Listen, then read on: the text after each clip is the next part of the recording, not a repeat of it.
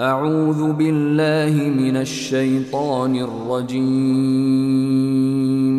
بسم الله الرحمن الرحيم.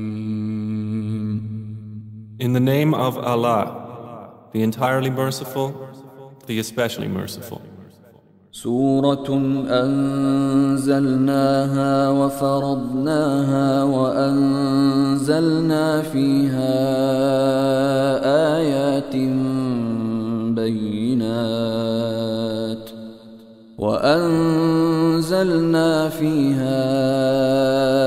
آيات بينات لعلكم تذكرون.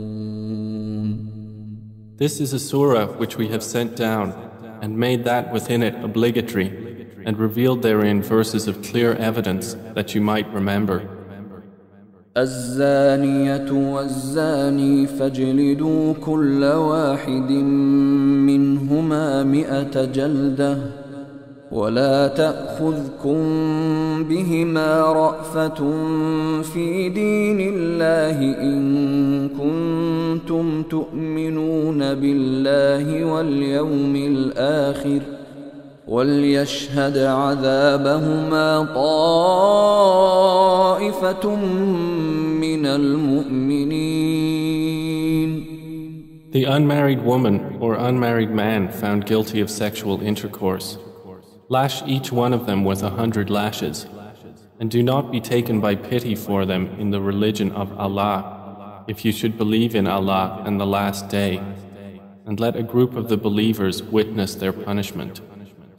الزاني لا ينكح إلا زانية أو مشركة والزانية لا ينكحها إلا زان أو مشرك وحرم ذلك على المؤمنين.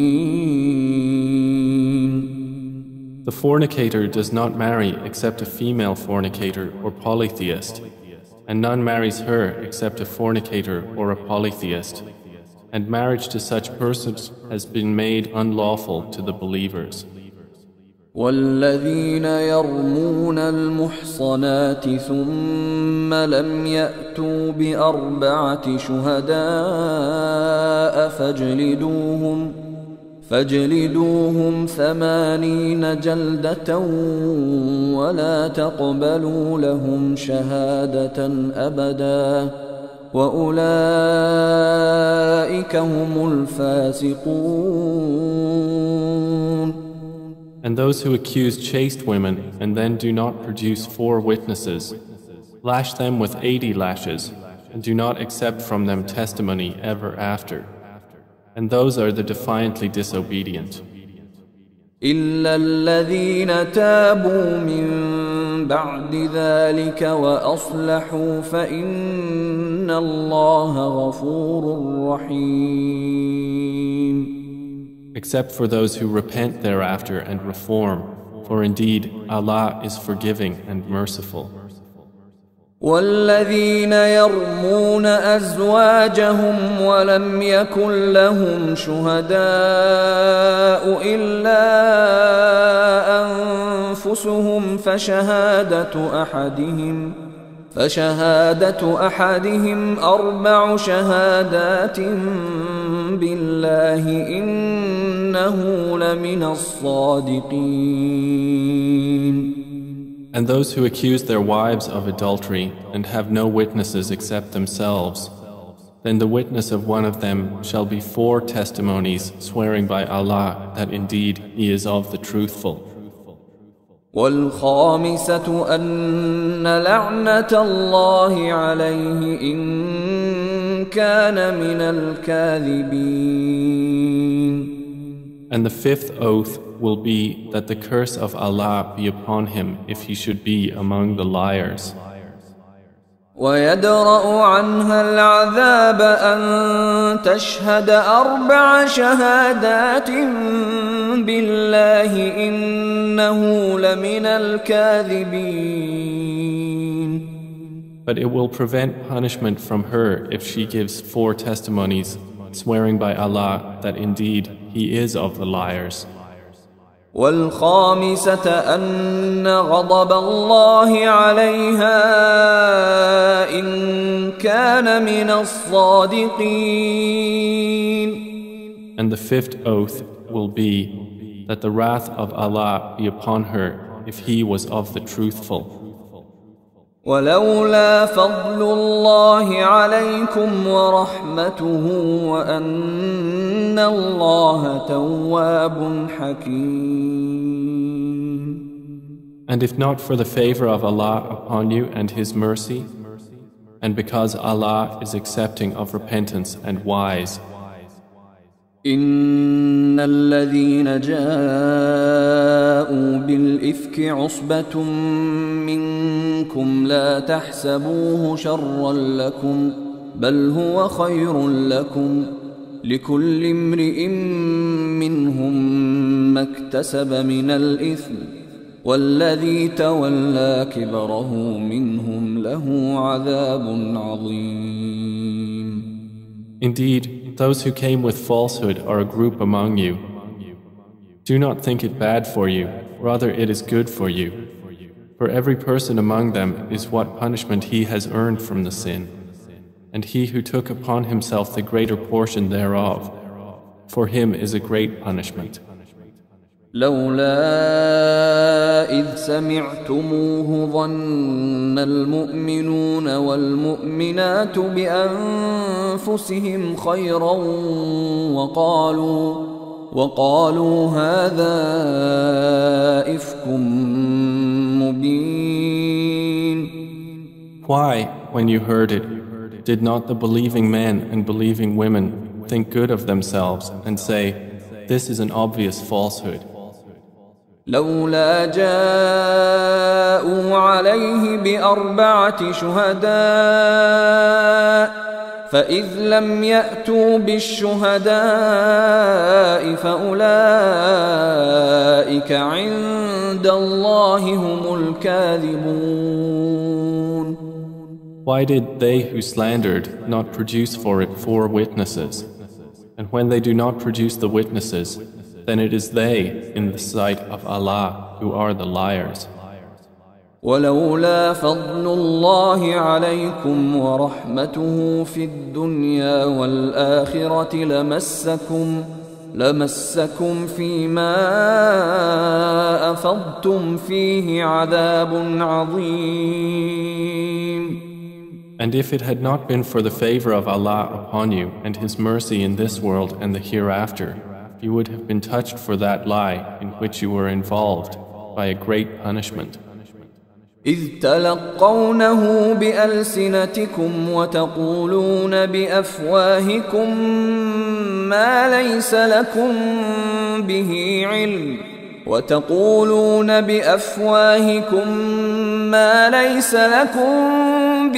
علم وتحسبونه هينا وهو عند الله عظيم. When you received it with your tongues and said with your mouths that of which you had no knowledge and thought it was insignificant while it was in the sight of Allah tremendous.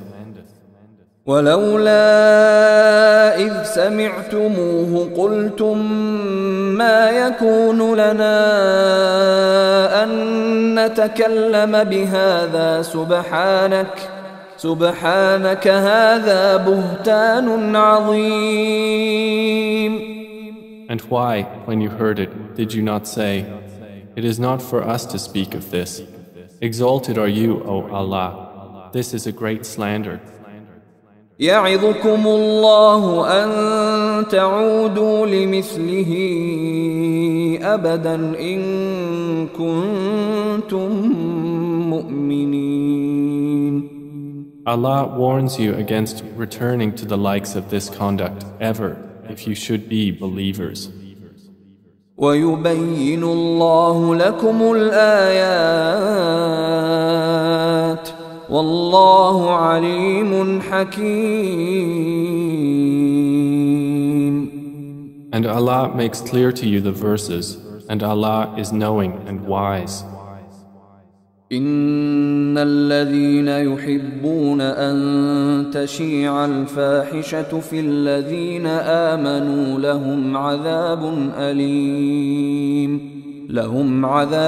أليم في الدنيا والآخرة والله يعلم وأنتم لا تعلمون. Indeed, those who like that immorality should be spread among those who have believed will have a painful punishment in this world and the hereafter. And Allah knows, and you do not know. ولولا فضل الله عليكم ورحمته وأن الله رؤوف رحيم. And if it had not been for the favor of Allah upon you and His mercy, and because Allah is kind and merciful. يا أيها الذين آمنوا لا تتبعوا خطوات الشيطان ومن يتبع خطوات الشيطان فإنه يأمر بالفحشاء والمنكر ولولا فضل الله عليكم ورحمته ما زكى منكم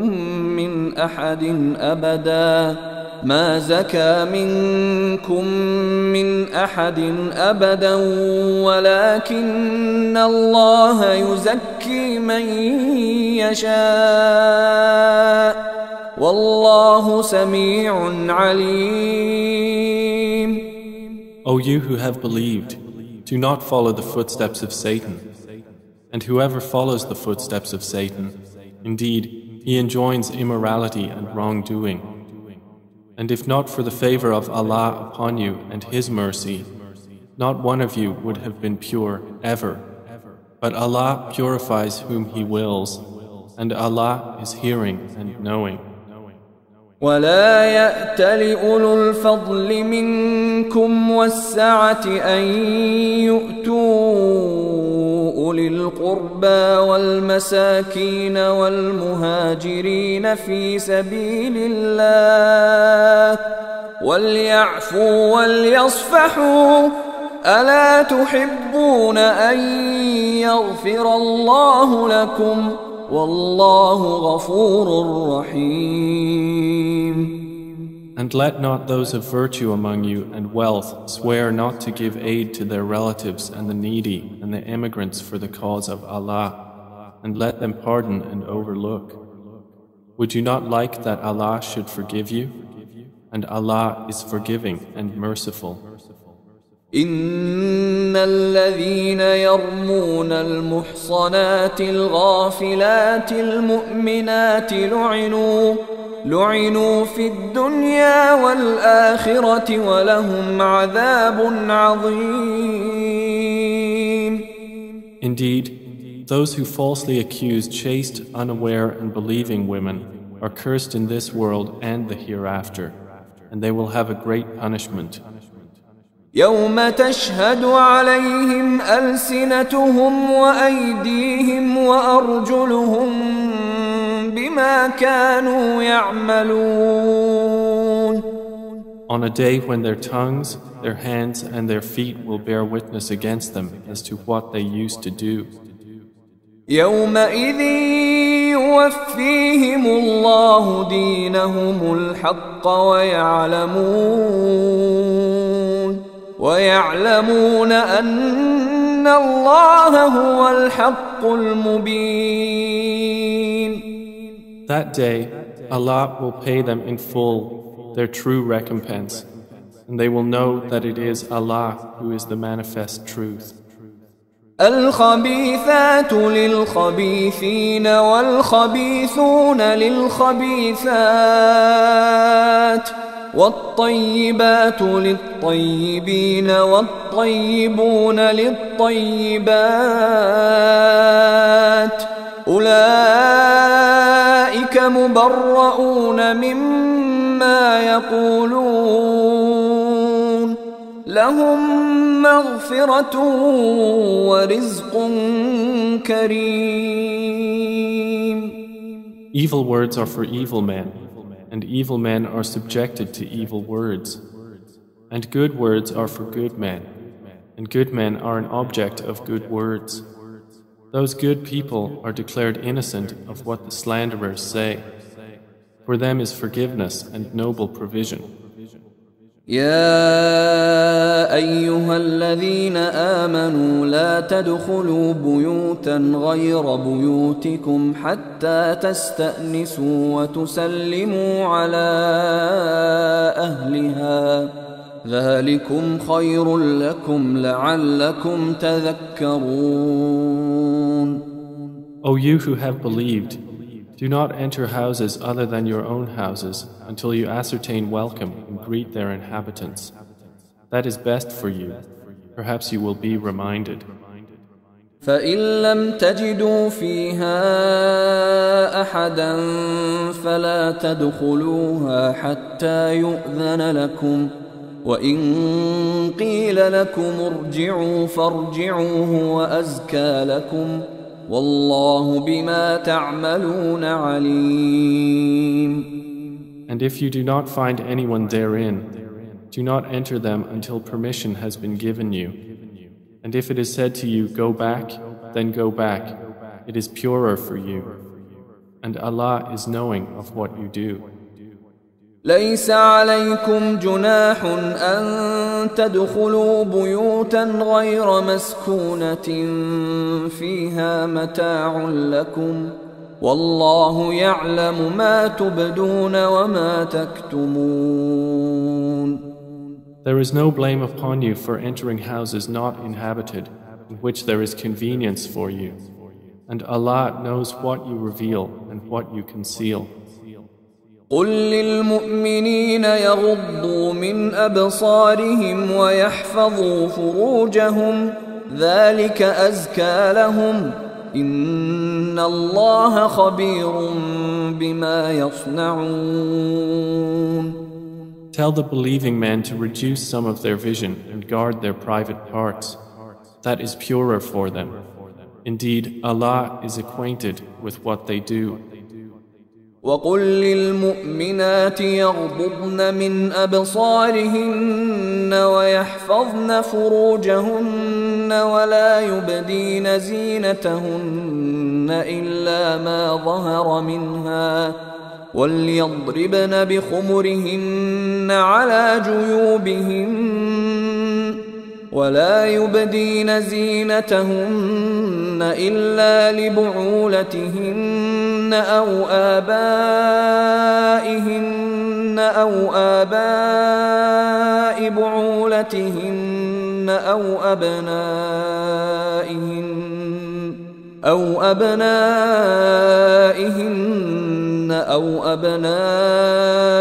بعولتهن أو إخوانهن أو بني إخوانهن أو بني أخواتهن أو نسائهن أو ما ملكت أيمانهن أو التابعين غير أولي الإربة من الرجال أو الطفل الذين لم يظهروا على عورات النساء ولا يضربن بأرجلهن ليعلم ما يخفين من زينتهن وتوبوا إلى الله جميعا أيها المؤمنون لعلكم تفلحون. And tell the believing women to reduce some of their vision and guard their private parts and not expose their adornment except that which appears thereof, and to draw their head covers over their chests and not display their adornment except to their husbands, their fathers, their husbands' fathers, their sons, their husbands' sons, their brothers' sons, their sisters' sons, their women, that which their right hands possess, or those male attendants having no physical desire, or children who are not yet aware of the private aspects of women. And let them not stamp their feet to make known what they conceal of their adornment. And turn to Allah in repentance, all of you, O believers, that you might succeed. وأنكحوا الأيام منكم والصالحين من عبادكم وإمائكم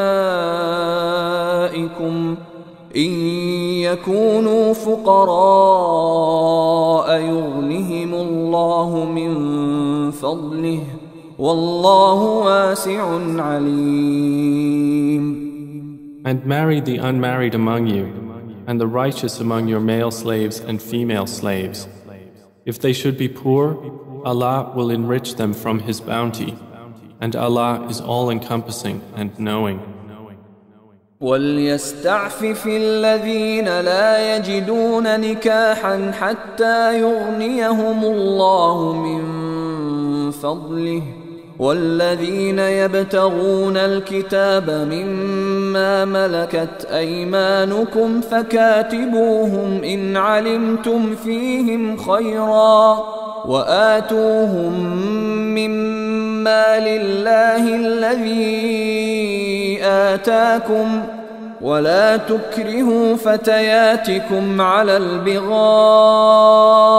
إن أردنا تحصنا لتبتغوا عرض الحياة الدنيا ومن يكرههن فإن الله من بعد إكراههن غفور رحيم. But let them who find not the means for marriage abstain from sexual relations until Allah enriches them from His bounty. And those who seek a contract for eventual emancipation from among whom your right hands possess, then make a contract with them if you know there is within them goodness, and give them from the wealth of Allah which He has given you. And do not compel your slave girls to prostitution if they desire chastity, to seek thereby the temporary interests of worldly life. And if someone should compel them, then indeed Allah is to them, after their compulsion, forgiving and merciful. وَلَقَدْ أَنزَلْنَا إِلَيْكُمْ آيَاتٍ مُبَيِّنَاتٍ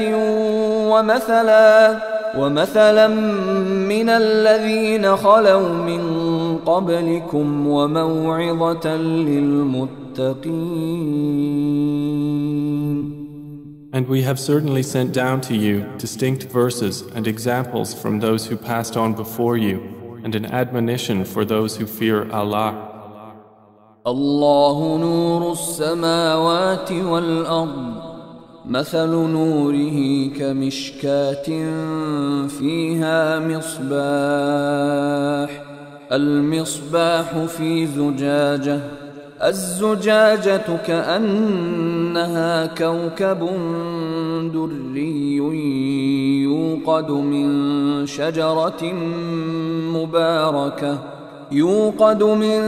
شجرة مباركة زيتونة لا شرقية ولا غربية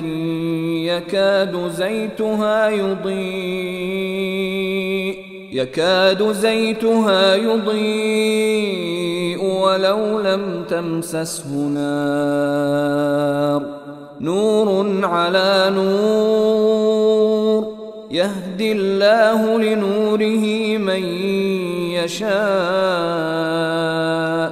ويضرب الله الأمثال للناس والله بكل شيء عليم. Allah is the light of the heavens and the earth. The example of His light is like a niche within which is a lamp. The lamp is within glass. The glass as if it were a pearly white star lit from the oil of a blessed olive tree, neither of the east nor of the west, whose oil would almost glow even if untouched by fire. Light upon light. Allah guides to His light whom He wills, and Allah presents examples for the people, and Allah is knowing of all things. في بيوت أذن الله أن ترفع ويذكر فيها اسمه يسبح له فيها بالغدو والآصال. Such niches are in mosques which Allah has ordered to be raised, and that His name be praised therein, exalting Him within them in the morning and the evenings. رجال لا تلهيهم تجارة ولا بيع عن ذكر الله وإقام الصلاة وإيتاء الزكاة يخافون يوما تتقلب فيه القلوب والأبصار. Are men whom neither commerce nor sale distracts from the remembrance of Allah and performance of prayer and giving of zakah. They fear a day in which the hearts and eyes will fearfully turn about. ليجزيهم الله أحسن ما عملوا ويزيدهم من فضله والله يرزق من يشاء بغير حساب. That Allah may reward them according to the best of what they did and increase them from His bounty. And Allah gives provision to whom He wills without limit. والذين كفروا أعمالهم كسراب بقيعة يحسبه الظمآن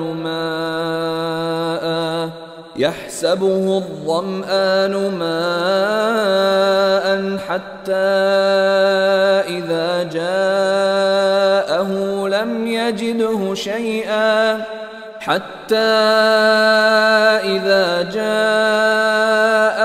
لم يجده شيئا ووجد الله عنده فوفاه حسابه والله سريع الحساب. But those who disbelieved, their deeds are like a mirage in a lowland, which a thirsty one thinks is water until, when he comes to it, he finds it is nothing, but finds Allah before him, and He will pay him in full his due, and Allah is swift in account.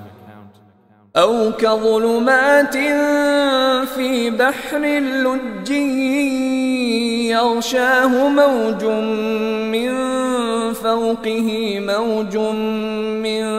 فوقه سحاب ظلمات بعضها فوق بعض إذا أخرج يده لم يكد يراها ومن لم يجعل الله له نورا فما له من نور. Or they are like darknesses within an unfathomable sea, which is covered by waves, upon which are waves, over which are clouds. Darknesses, some of them upon others. When one puts out his hand therein, he can hardly see it. And he to whom Allah has not granted light, for him there is no light. ألم تر أن الله يسبح له من في السماوات والأرض والطير صافات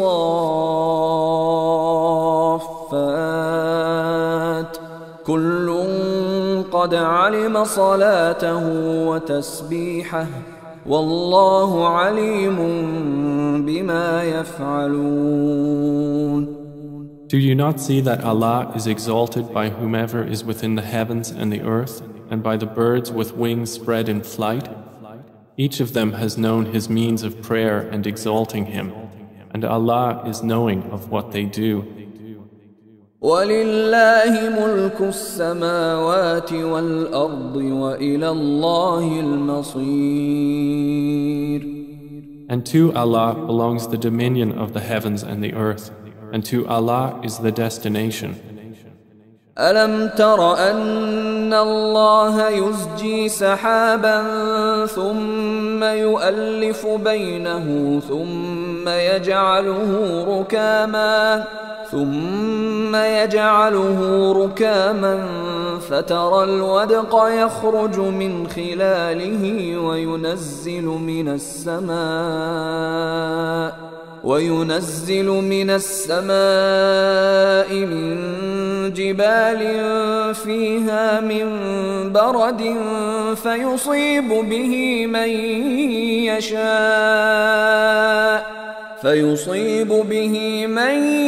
يشاء ويصرفه عن من يشاء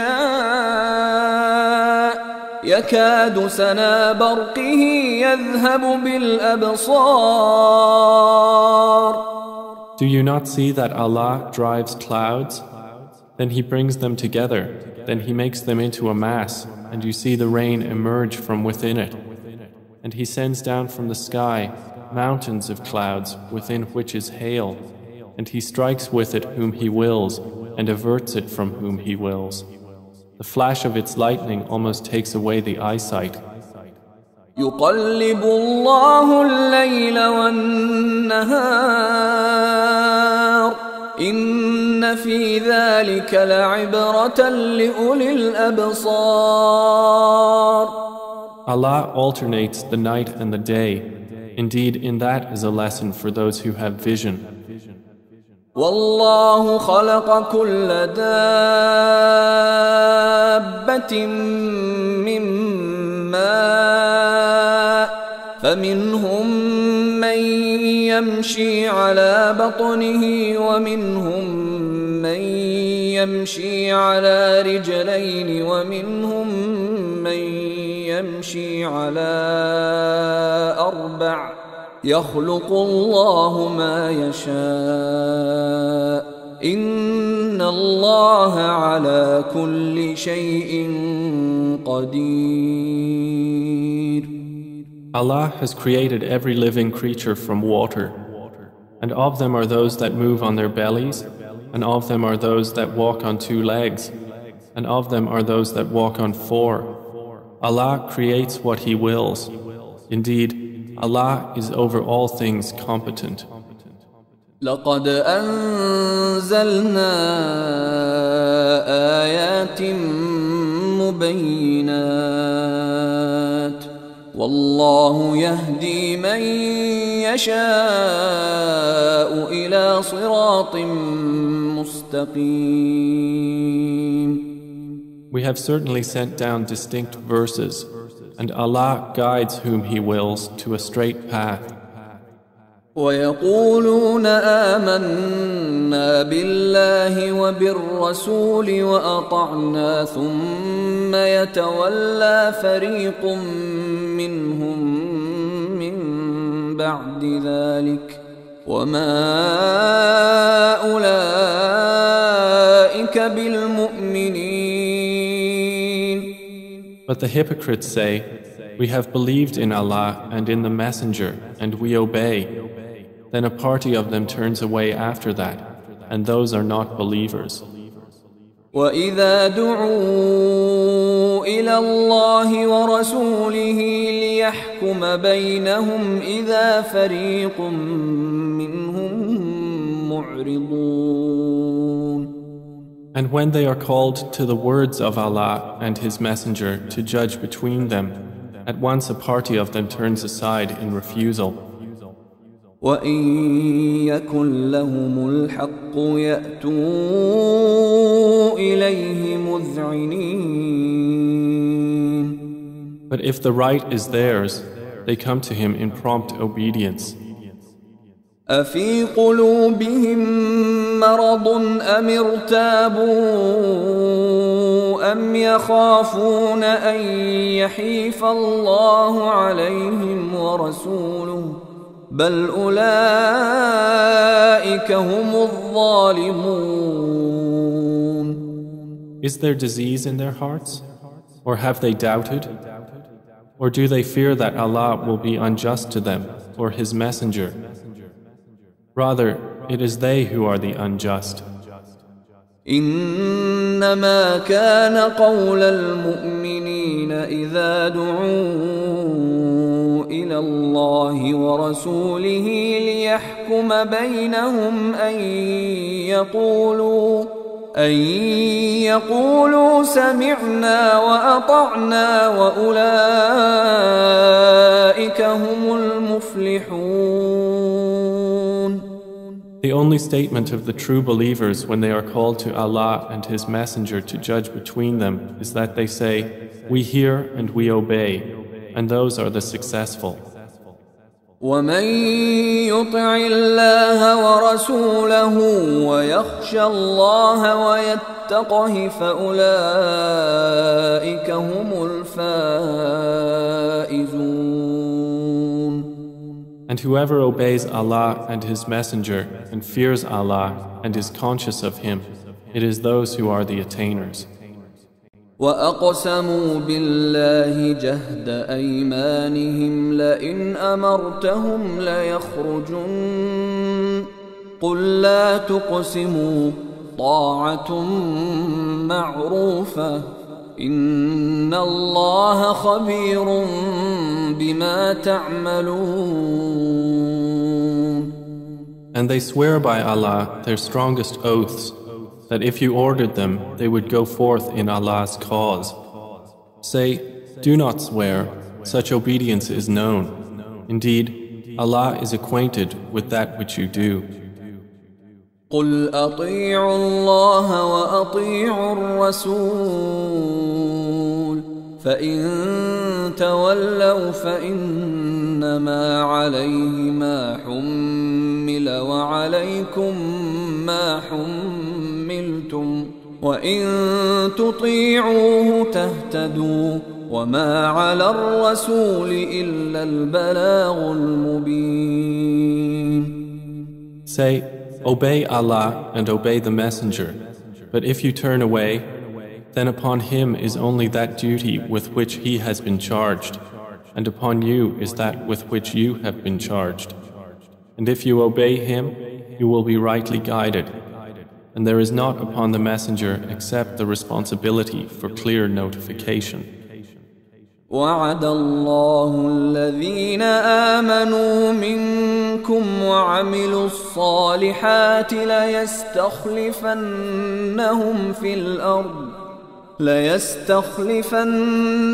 في الأرض كما استخلف الذين من قبلهم وليمكنن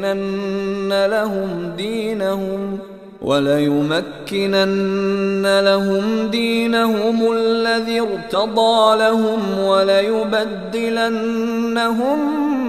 من بعد خوفهم أمنا يعبدونني لا يشركون بي شيئا ومن كفر بعد ذلك فأولئك هم الفاسقون. Allah has promised those who have believed among you and done righteous deeds that He will surely grant them succession to authority upon the earth, just as He granted it to those before them, and that He will surely establish for them therein their religion, which He has preferred for them, and that He will surely establish for them after their fear security, for they worship Me, not associating anything with Me. But whoever disbelieves after that, then those are the defiantly disobedient. وأقيموا الصلاة وآتوا الزكاة وأطيعوا الرسول لعلكم ترحمون. And establish prayer and give zakah and obey the Messenger that you may receive mercy.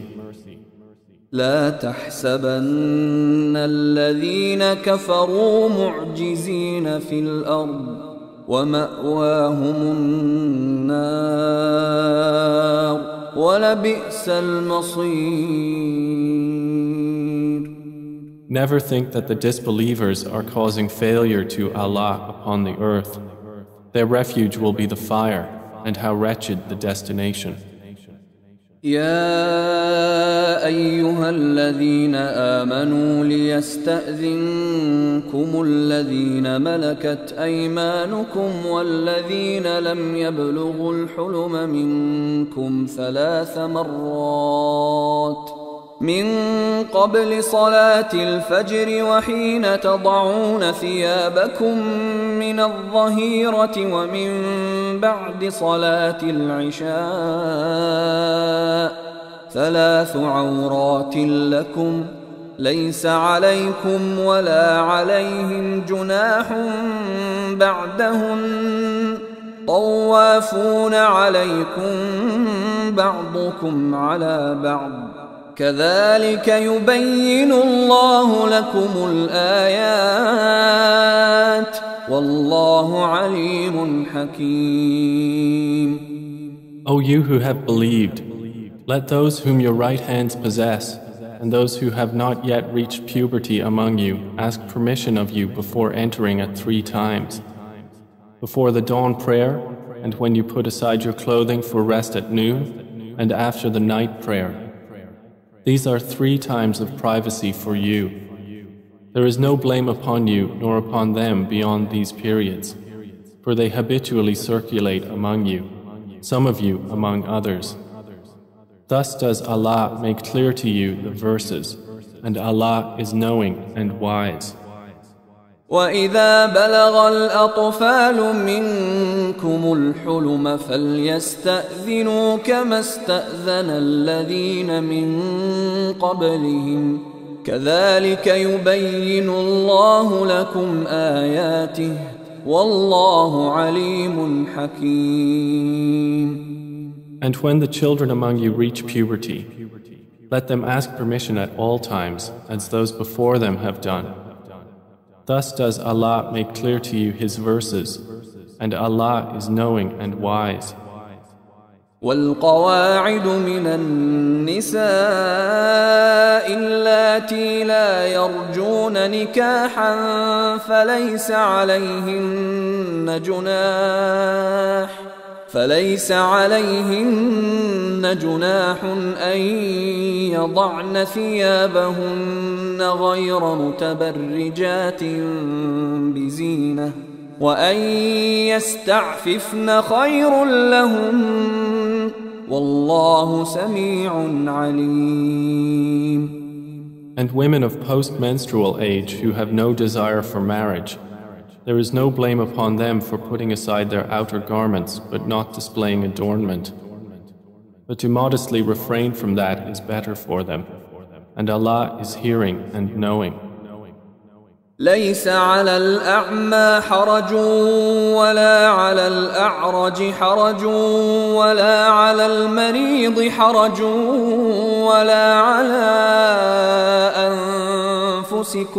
ولا على أنفسكم أن تأكلوا من بيوتكم أو بيوت آبائكم أو بيوت أمهاتكم أو بيوت إخوانكم أو بيوت أخواتكم أو بيوت أعمامكم أو بيوت عماتكم أو بيوت أخوالكم أو بيوت خالاتكم أو ما ملكتم مفاتحه أو صديقكم ليس عليكم جناح أن تأكلوا جميعا أو أشتاتا فإذا دخلتم بيوتا فسلموا على أنفسكم تحية من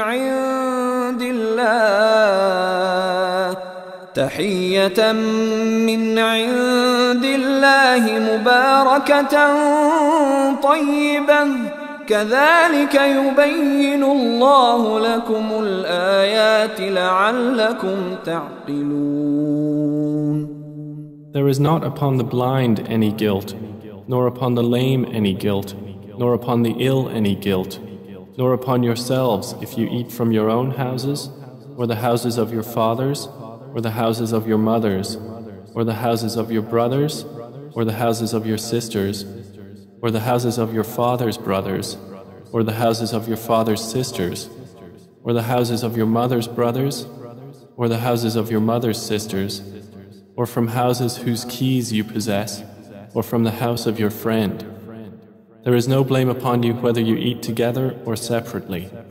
But when you enter houses, give greetings of peace upon each other, a greeting from Allah, blessed and good. Thus does Allah make clear to you the verses of ordinance, that you may understand.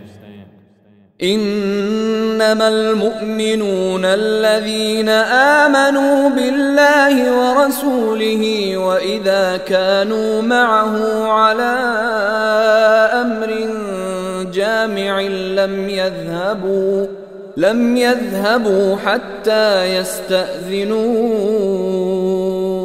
إن الذين يستأذنونك أولئك الذين يؤمنون بالله ورسوله فإذا استأذنوك لبعض شأنهم فأذن لمن شئت منهم واستغفر لهم الله إن الله غفور رحيم. The believers are only those who believe in Allah and His Messenger.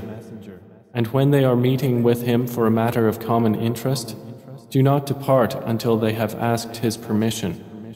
Indeed, those who ask your permission, O Muhammad, those are the ones who believe in Allah and His Messenger. So when they ask your permission for something of their affairs, then give permission to whom you will among them, and ask forgiveness for them of Allah.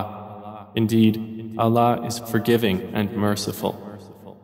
لا تجعلوا دعاء الرسول بينكم كدعاء بعضكم بعضا قد يعلم الله الذين يتسللون منكم لواذا فليحذر الذين يخالفون عن أمره أن